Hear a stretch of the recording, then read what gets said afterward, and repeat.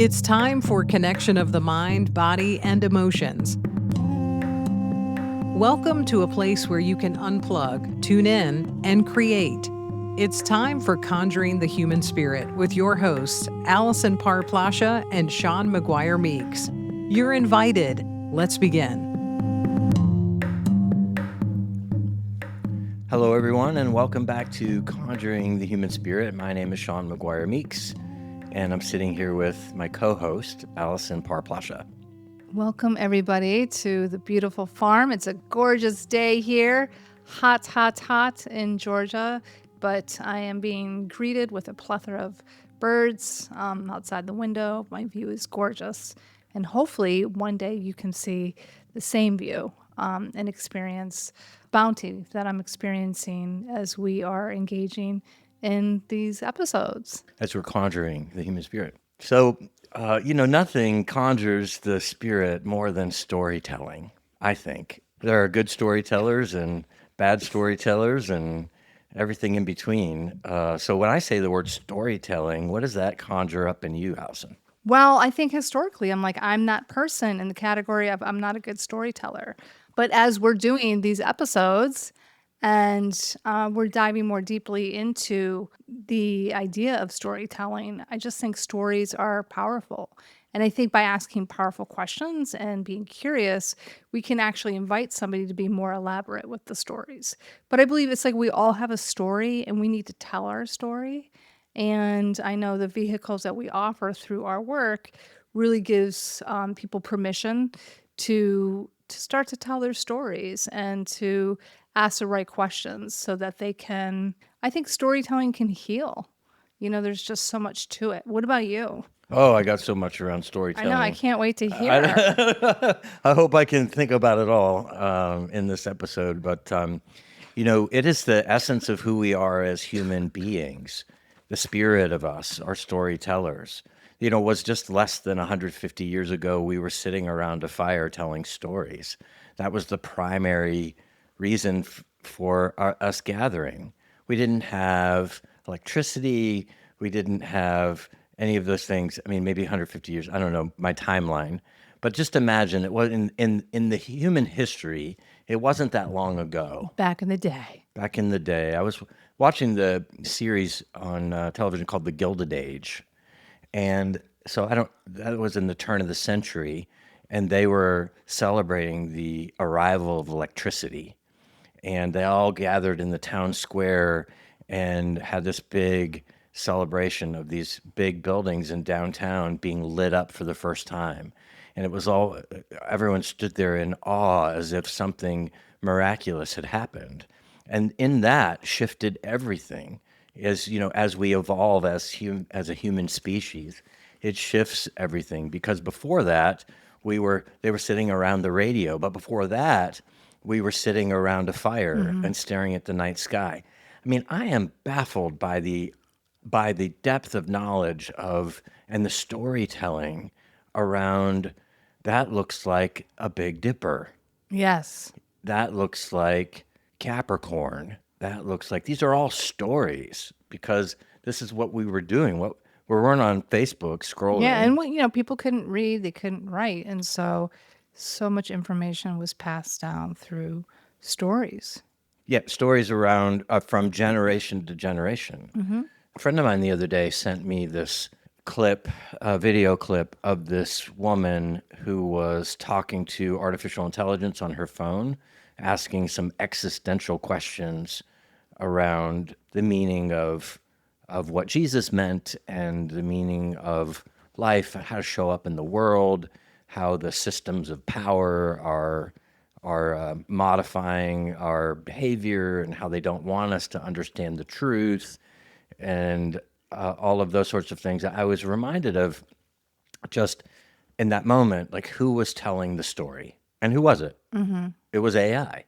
AI was telling this story about how things are and how things could be and should be.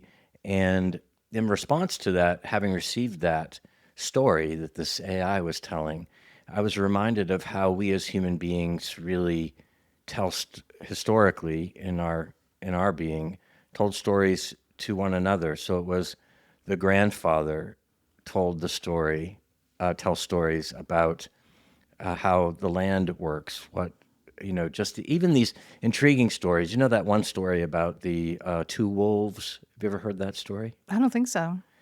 So grandfather is talking to his grandson. Please forgive me, listeners, if I got the tribe wrong. I'm going to say Lakota, Okay. but it may not. But it was certainly an American indigenous story, and I won't get the story exactly right, so don't fillet me. But it's really around grandfather talking to grandson about two wolves, and he says to his grandson, grandson, there are two wolves that live in each of us. And one wolf is anger and fear and shame and doubt and resentment.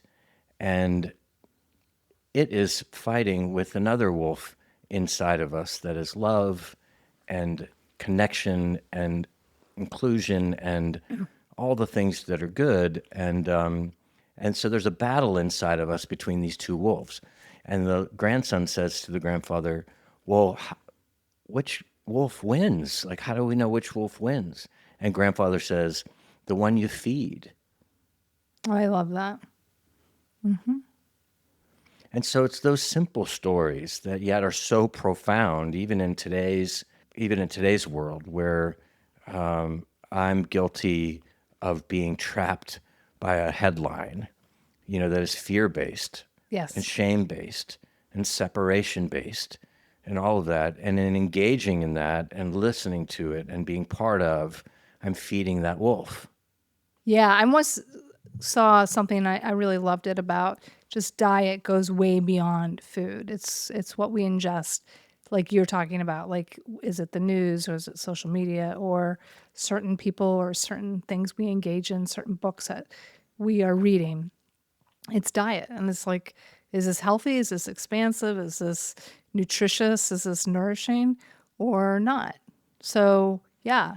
Yeah, so there's that story in the way, just that simple, I'm going to call it a parable. I don't know what this story that grandfather was telling grandson, just to inform in a profound way that's still relevant today.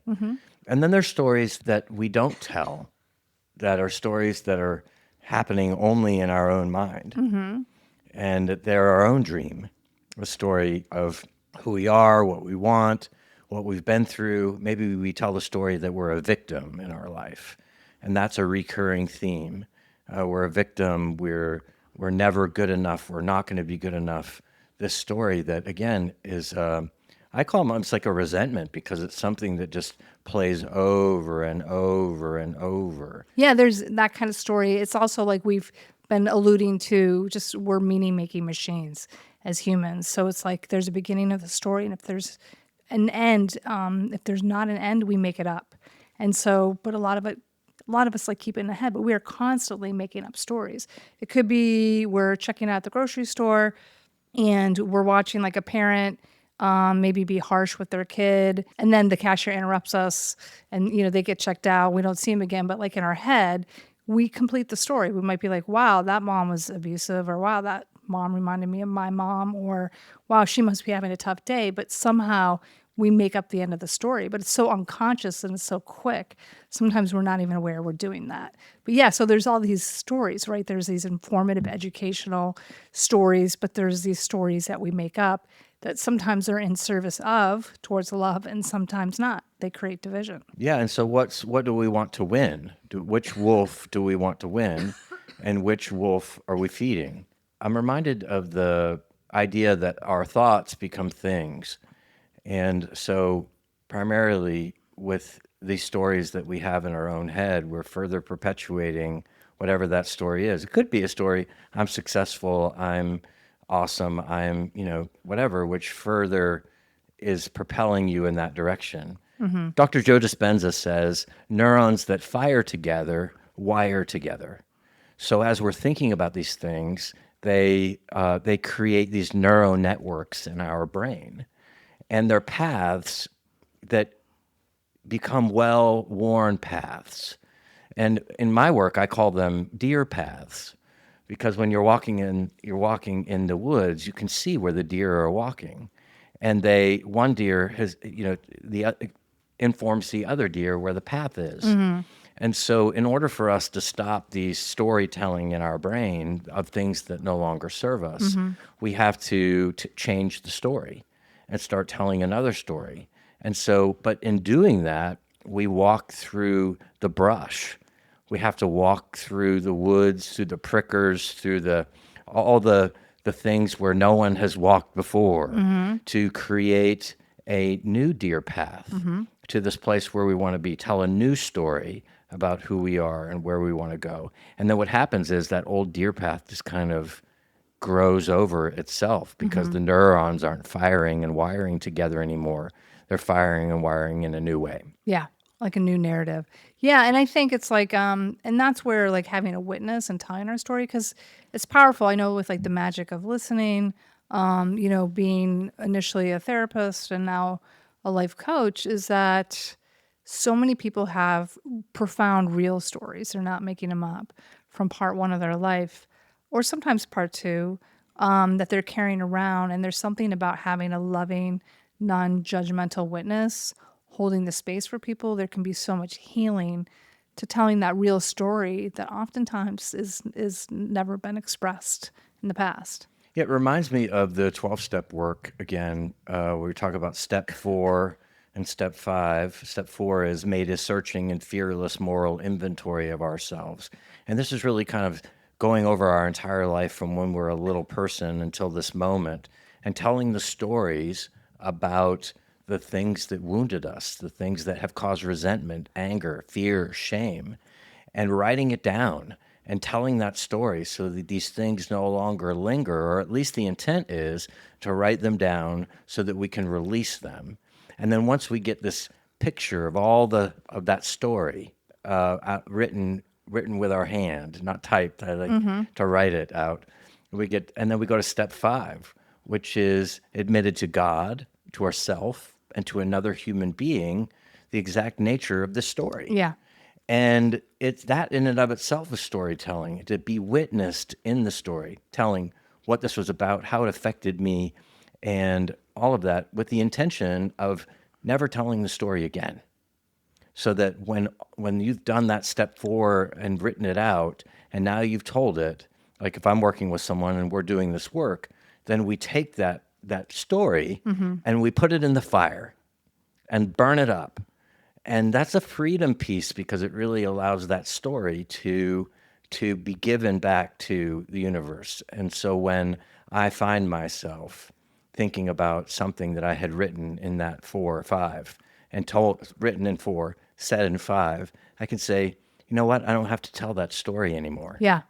Yeah. And it's interesting because my brother, one of my brothers is a psychologist. I was sharing with him, I'm like, I'm really loving confession. I've been going back to confession.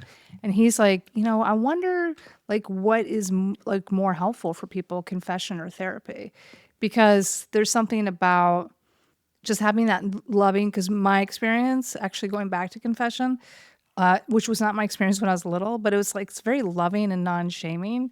So it's like you share a story. And to me, sin, it just means we're off the mark. When people are like, oh, you're a sinner, or we're all sinners. It's yeah, because we're just kind of off the mark and welcome to being human. But there's something about telling the story and then having forgiveness and grace is powerful. But I think people experience that through therapy or coaching as well. So interesting, Allison. I never, when we started this episode, I didn't know I'm not sure where we were going to go. We don't have show notes that we're referencing. We're just having a beautiful conversation around storytelling. And I think that's a great example of just how simple. Listen, Father, I want to tell you a story about what happened. And, just this sincere listening, in response to what's more important, therapy and telling the story in therapy, or telling the story to Father, is right, relative A, but B, what is the intent of telling the story to begin with? Yeah, and I do wonder, I've always played with the idea of getting my PhD, in either psychology or cultural anthropology, but man, if that research study hasn't been done, I would love to do it. I'm sure it's been done, but it'd be so interesting to really track like what is more therapeutic, if anything. There's just these different modalities, like we were talking about just when you were talking about how you operate, as a practitioner. And I was talking about like the Mary Poppins bag, but like there's just so many different tools which are wonderful. And it's just kind of figuring out, what tools do I need at this point in my life, this season of my life, and what's going to help heal the story. But some stories are beautiful and fun and exciting. And the one thing I was a little nervous about this episode is just because there's a whole storytelling network. I mean, people compete, they go to camps, storytelling camps, and I have not yet witnessed that, but I think it'd be really cool. Yeah, thanks for bringing up the fact that there's positive, good stories. I could go on and on about the story of our trip around the world. We went to 41 countries and traveled 42,000 nautical miles, and the lessons and stories of that trip are still profound and settling in my spirit. Regarding the magic of listening, when I went on that trip around the world, it was really notable that we were, for example, in West Africa, and we were in 4-star accommodations, and we pull up to the dirt streets, people lame in the street, pushing themselves on a board with roller skate wheels no down a wheelchairs. dirt street, crawling on heaps of trash Yep. for food. And we all went there, and then we got back on the ship and we sat down for our 4-star meal. Wow. And there was no storytelling around it. It was like, and so after I got done with that world trip, I thought, I want to implement a program on Oceania and really allow there to be like stories. What did you experience? How was that? How did you digest that? What do you want to leave? What do you want to take? All of that, which was completely left off. It was like we got back on the ship and we went where we had the maitre d', at a white cloth, Yeah. and meanwhile they're scrubbing ash off the side of the ship Oh. from the smoldering heaps of trash. So the storytelling is so important to unload, like I said, maybe in the last episode, around these resentments that come over the front seat and, and unpack. Each one of those is a story. Each one of those unpack is something that happened. It's a story that we're telling. Yeah, and I think it's like people really do want to share their stories. So I was telling you, Sean and listeners, that I took like a Catholic class because I was the kid looking out the window. I went to Catholic school, but I wasn't really paying attention. And I just wanted to be like reintroduced to the religion, like with adult eyes. But what ended up happening is it was just a series of lectures, and at times to me got really boring, which led me to staring out the window again. And there was just one point where they did like a breakout session, and we were given permission like to tell our story about something. And it was like we were like salivating, like people couldn't wait. And you know what happened? Just during that one breakout, I made 2 friends, like lifelong friends. And that was it. They never did it again. And so it's like feedback I do want to offer because people are longing for a community, for connection. And I think storytelling is a beautiful connector. Well, and that's what the Magic of Listening Yeah. weekend is all about here at the farm on September 19th, 20th, 21st. When you sit down, I give you a prompt, a topic that we're going to talk about. And often the prompt begins with, tell a story about. Tell a story about, I'm going to ask you listeners, tell a story about how your grandparents impacted your life. Now, just in hearing that prompt, what's coming up for you? What stories are you thinking about on how your grandparents impacted your life? Or tell a story about what your dream is. What is your dream? Tell that story. When was the last time someone asked you what your dream was? And so, yes, and the magic of listening is the listening with our heart ears to these stories that are being told. And it's magic. And that's when I say on this podcast, I've said, when I say the word magic, it's just because I don't understand it. I don't understand why it works, but it's profound. And you would affirm that. Yeah, I think it's about intimacy and connection and acknowledgement, being seen, being heard. Yeah, but again, we all have stories. But like one of my favorite questions is if I meet like a stranger, and I'm eccentric, so it would take probably another eccentric to do this. But like, so what's your story? Give me the juice, And my husband is always amazed because we'll leave some social setting, and I know like the person's like whole history. He's like, "How do you know?" And I'm like, "I just asked." But so it's this joke of like I get the juice. Yeah, Jeff tells the story that same in my relationship. Jeff tells the story when we first met. He took me to a work party, and by the end of the work party, I pulled him aside and I said, "Mary Jo's getting divorced. Yeah. This guy's gay. He doesn't know it, but he's engaged, and this and that." And he goes, "Why do people tell you this stuff?" Yeah. Because we're listening. That but part. I think a lot of it is Yeah. we're asking the question. Now, some people will get put off. I'll never forget. I was at like a work party, and I asked. I'm legit curious. Like I'm not making it up. And this woman's like, "You know what? You are so nosy," and she was really put off. And I learned that's somebody I want to love at a distance. And to put some kid gloves on, like she's not looking for that. But I would say she would be more the exception than the rule. Most people are longing for connection and intimacy, especially now. Yeah, especially always. I referred to a study around that had been done for 50 years, most recently released around what is the most important thing to human beings. And there was 100 questions, and they gave them to a number of people, including the Kennedys and famous people, et cetera. It was supposed to be anonymous, but they've since allowed their names to be put out there. And they're just trying to find fundamentally what do people want, and it's relationships and connection. And my dad says, you didn't have to do a 50-year study to tell me that. But that's the juice.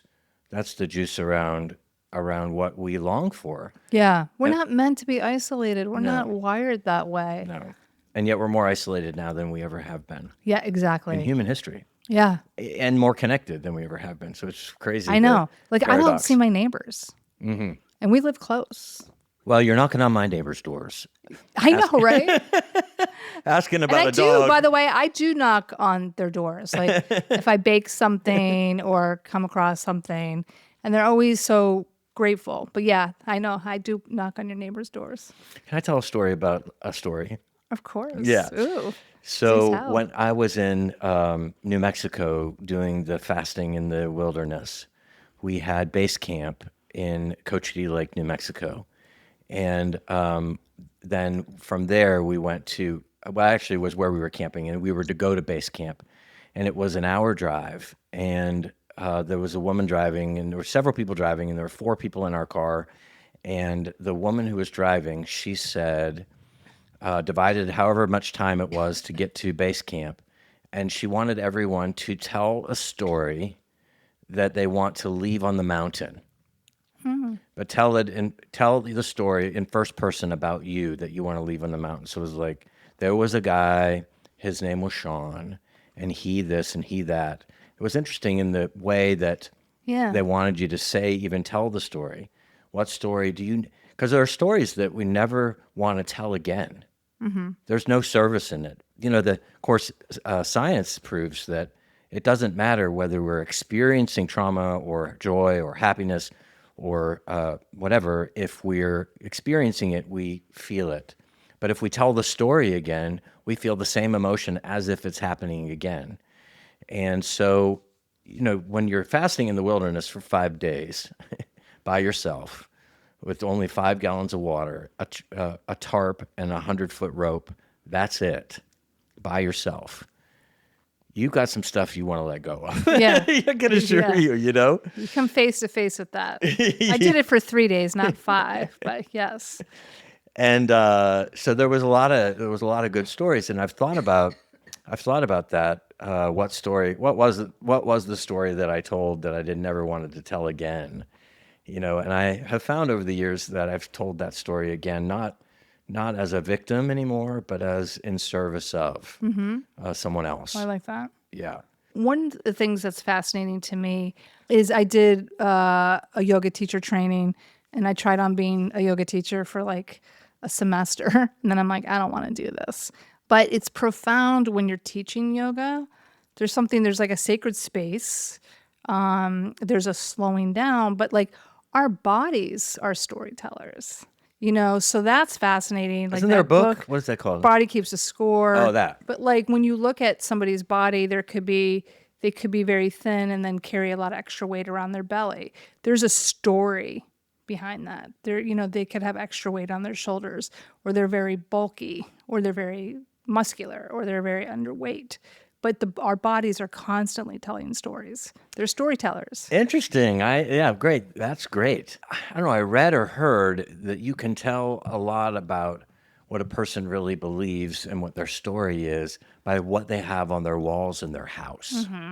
You go in someone and look and see what they've hung on their walls, and that will tell you their story. How about that? So, Well, that's fascinating in and of itself because of my initiation, in a lot of ways, I'm just walking this world in a very different way. And so I have some art up, but not a lot. And it's almost like the stuff I do have, I'm not sure where it goes. And I haven't come across like art that is like speaking to me. So the walls in a lot of ways are more blank than I would like. But that makes sense now that you say that. So right, there's stories coming from so many different directions. yeah, and the stories that most of us find ourselves trapped in are 20 seconds long. It's like, our attention span is so Yeah. short now because of these YouTube shorts and reels and threads and all of this that people just can't get enough. And it's this story, but is there any substance to those stories? Maybe there is. I'm asking the question. I don't Yeah. watch them gratefully. Yeah. I mean, sometimes like just as a way of checking out and getting a little bit of a break, I'll like look at reels. And they're different stories, but I can get caught up in a story and have like an emotional reaction to a story, whether it's true or not. But I particularly like the comedians, like these, but comedians also, they get me to look at life. I feel like a good comedian, they're brilliant in my opinion, but they hold a perspective that a lot of us, myself included, might be numb to. So we don't see it, but when they say it, it's like we laugh because it's like, oh my God, it was like right there, but I never saw it. And sometimes it's profound and sad too at the same time. Do you think we lose the longing for stories? When we're children, it's story time. Yes, we spent hours upon hours upon hours with our children telling stories, reading books. Yeah, and I was wondering, like, it's interesting the stories that are told. So if you Yeah. think about like Cinderella, Yes. and you're going to meet Prince Charming. I mean, how real is that for a girl, to be told these stories about everything always ends in? Are we lying to children? What are we doing? Yeah, With these stories? I think so, This utopic absolutely. idea because you get older and it's like, that's not right. Right? That's not real. And there's so many, it's fun because there's these different versions, and I love like these new artists of like what they're doing. There is like a Broadway musical I'd love to see in New York called Six, but it's about like Henry VIII's six wives, but they like put a modern spin, and it's like on the brilliant gentleman who did Hamilton. There's something, Yes. it becomes like history becomes really digestible, But I think but putting a modern spin, but also how we unfortunately keep repeating patterns too.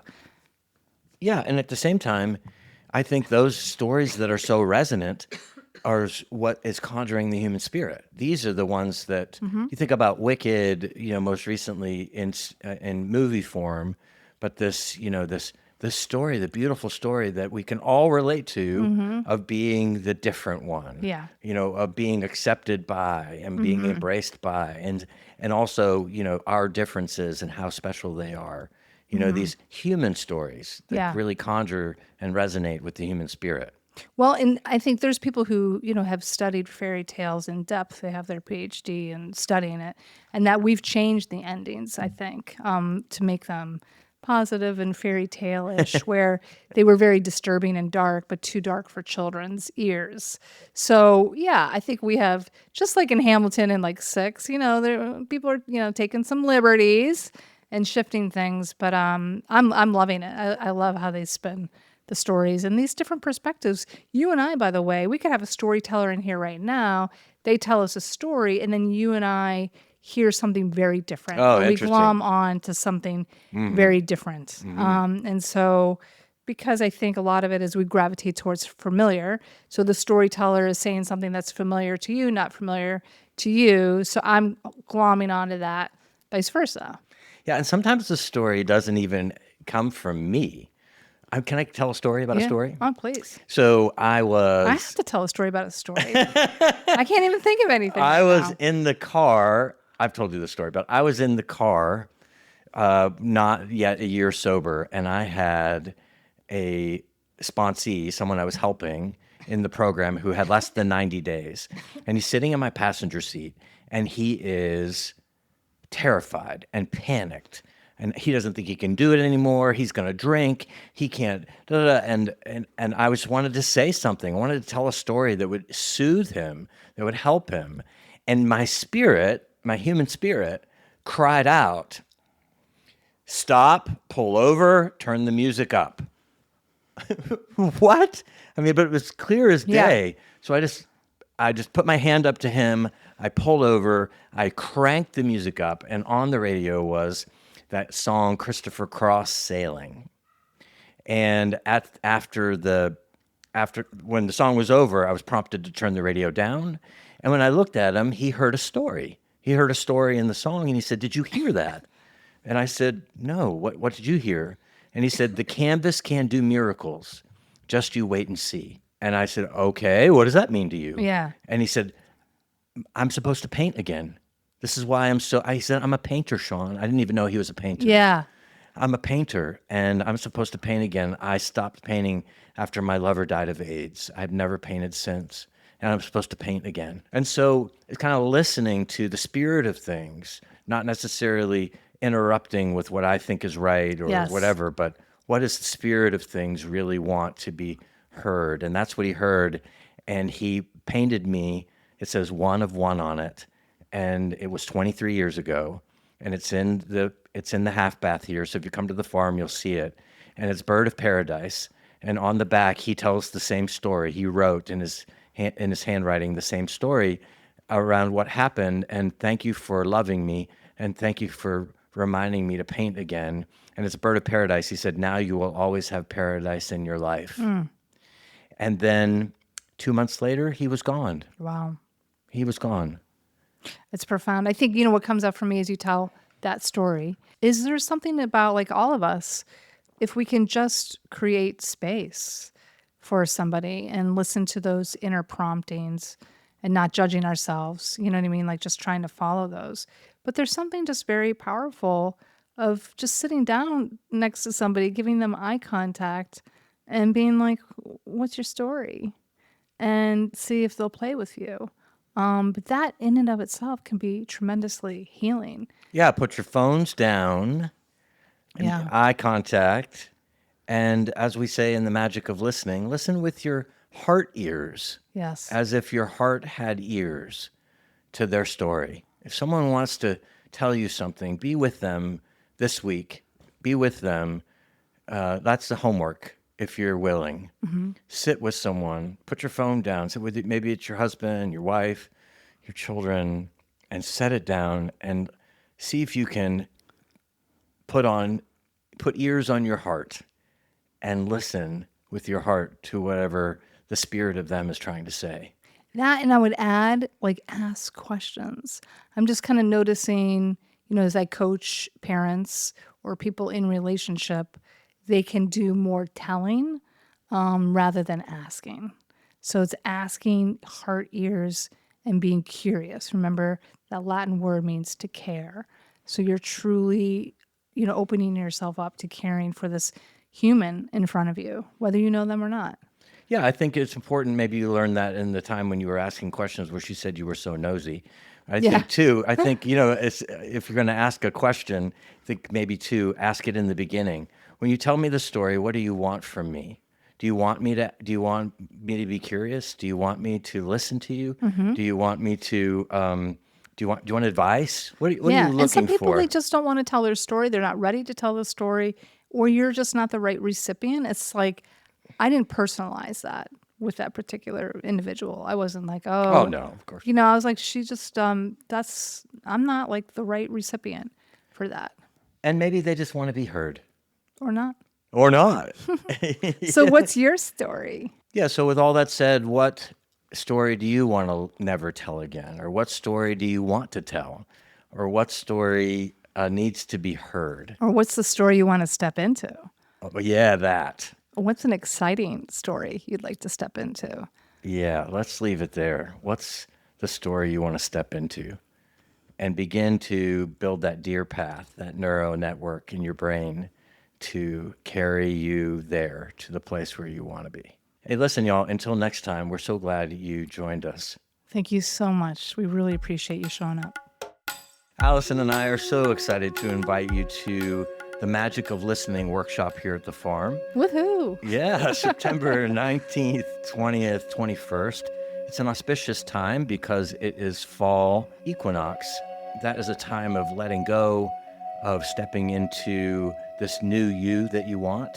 So come to the Magic of Listening. You can stay here at the farm. We have accommodations, both cabins and in the main homestead. There's also hotels nearby. If you've got hotel points, there's Hilton and Marriott. The primary thing is we want you here. It's $600 for the weekend, plus your accommodations. Lunch and dinner are always included in the weekend. If you stay here at the farm, then breakfast is included too, and you are in for a treat. Also, let's just get real. I'm so excited to meet all of you because each time we do an episode, I really feel like we are sitting down with all of you having a cup of coffee or a cup of tea or a drink of water. And so I just think it would be absolutely fun and fabulous. To do it in real time. Oh my gosh, and to sit side by side and to meet like-minded people really in this incredible space of intimacy and connectivity. Okay, and that's here at the farm. That's Pinehurst, Georgia. That's central Georgia. That's just 2 hours south of Atlanta. There's actually a shuttle even from the airport that will carry you just 20 minutes from the farm. And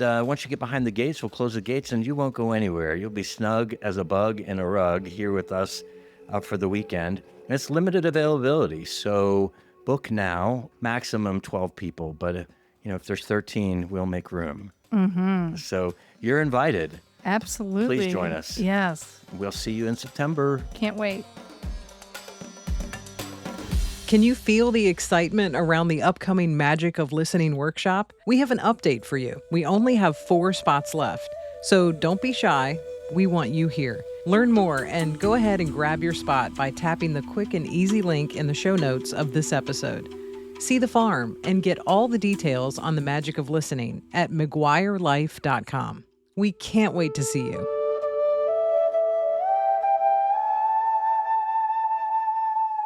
Thanks for listening to Conjuring the Human Spirit.